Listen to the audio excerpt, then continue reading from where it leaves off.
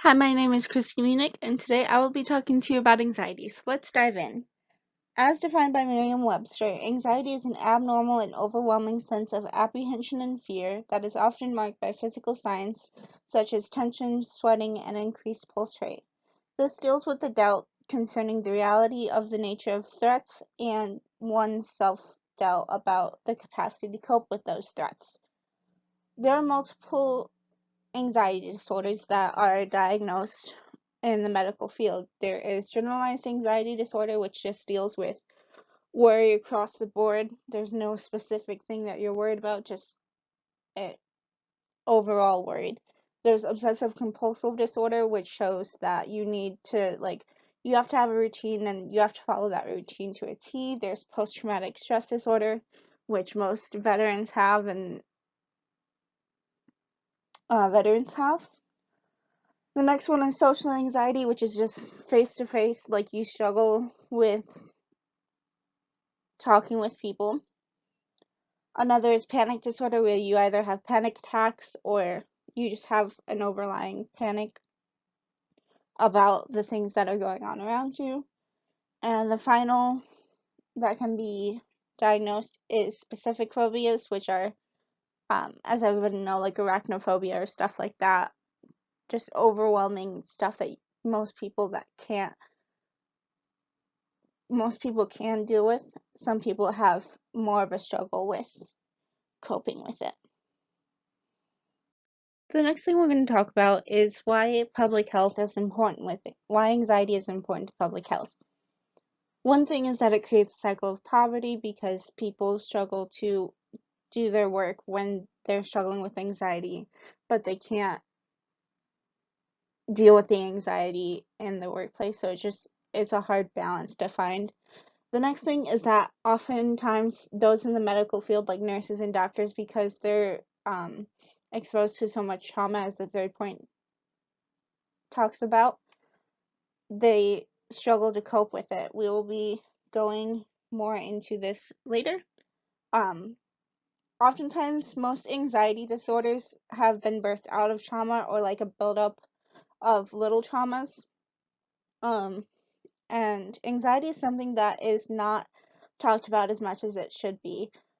It's more prevalent than the other disorders, but it's also the one that people kind of hide because they don't know how to approach it.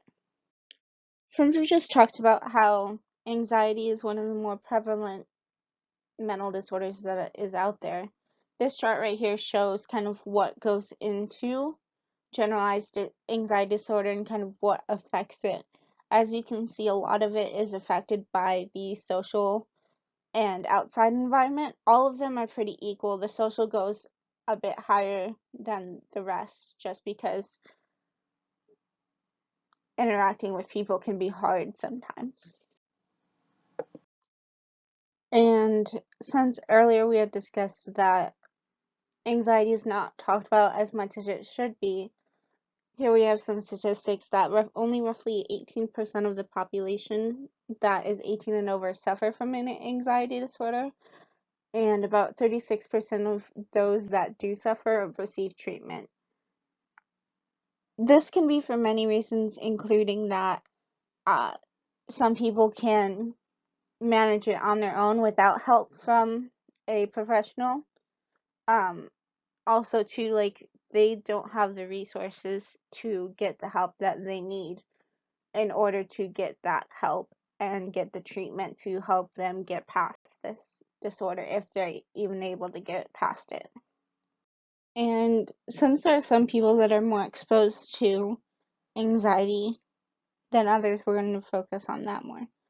One group of people that are more exposed to anxiety are those in nurses or are doctors. Because they're exposed to so much trauma and they have to keep going and going and going. Sometimes when they stop, the anxiety can catch up and it can just get really bad. As one nurse was quoted, if you don't talk about it, you don't know that it's bad, because anxiety can often kick in your adrenaline. It kicks it up into high gear so you have all of this energy so that you can just keep moving and going and doing. so that when you finally stop and all that adrenaline goes away, you're just kind of left there with no energy, and you're just kind of stuck, like, replaying the events of what happened that day, and you just kind of realize, like, the reality of what happened, and it can be hard to cope with that when it all comes at once. Talking about coping mechanisms, let's move on to prevention. The main thing that a person can do is to be educated on anxiety and how it shows up and how it affects different people, because it's really going to be different for everyone, and just learning how to deal with that. After being educated, if you have anxiety, the next thing is to have coping mechanisms set in place so that the person can work through whatever they're going through. This can be anything from coloring to writing to taking a walk or exercising or just talking with a person about what they're dealing with. Those are all just great ways to help get out the energy that anxiety brings up.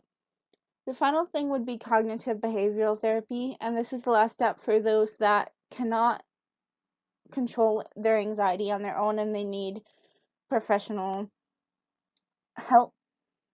And so cognitive behavioral therapy has 6 steps that a person walks through, and it helps them to make their own decisions and to face these realities that can seem overwhelming with the help of another person being in the room. But they are ultimately doing it by themselves so that they can build their confidence and continue making these when this therapy ends. And I just want to say thank you for listening to my talk. These are my references, and I hope you guys have a great rest of your day.